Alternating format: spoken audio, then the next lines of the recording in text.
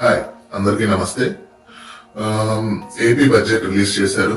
So super 6 పథకాల్లో ఈ pension పథకానికి ఎంత అలొకేట్ చేశారని మాట్లాడుకుందాం.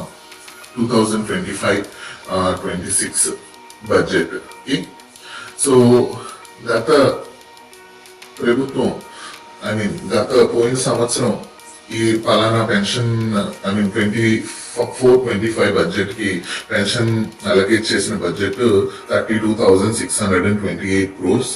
ఈ ఇయర్ 25-26 కి 27,518 కోట్లు అలొకేట్ చేశారు. అంటే గత సంవత్సరంతో పోలిస్తే ఈ సంవత్సరానికి 5,000 కోట్లు తగ్గిస్తున్నారు.